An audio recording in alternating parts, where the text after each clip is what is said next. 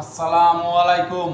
প্রিয় দেশবাসী, এই জাতির ক্লান্তি লগ্নে কিছু কথা না বললেই নয়, তাই আপনাদের মাঝে আসছি কিছু কথা বলার জন্য।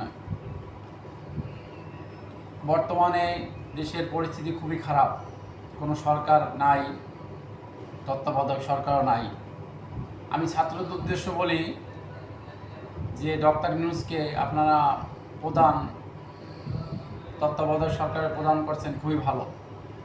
কিন্তু এখানে আর একটা সমস্যা আছে যে ডক্টর ইউনূস যখন প্রধান হবে, তত্ত্বাবধায়ক প্রধান, তখন আমেরিকা শেখ হাসিনা থাকতে কিন্তু ঢুকতে পারে নাই, সেনা ঘাঁটি বানাইতে পারে নাই। আমেরিকা চাচ্ছিল সেনা ঘাঁটি বানানোর জন্য বাংলাদেশে।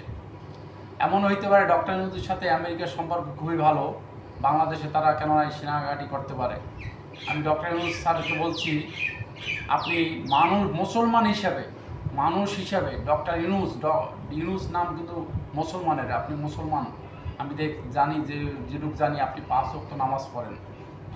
আপনি খুবই সতর্ক থাকেন আমেরিকার থেকে, যাতে আমেরিকা বাংলাদেশে এই আপনার মাধ্যমে দেশের সম্পদ নষ্ট না করতে পারে, বাংলাদেশের ভিতরে তারা না ঢুকতে পারে।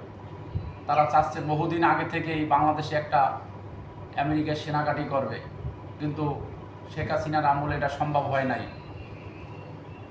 আপনি এগুলো খুবই সতর্ক হন। প্রিয় দেশবাসী, আপনার সবার উদ্দেশ্য বলছি, আপনারা সবাই সতর্ক থাকেন। আমেরিকা যে কোনো মুহূর্তে অনেক দেশেই ঘাঁটি করছে, তারা বাংলাদেশে বঙ্গোপসাগরের পাশে একটা ঘাঁটি দরকার, কিন্তু তা পারতেছিল না, বিভিন্ন সরকার দিছিল না। আমি আশা করি ডক্টর ইউনূস স্যার, আপনিও এই আমেরিকার পাকা পাকা ফাঁদে পা দেবেন না।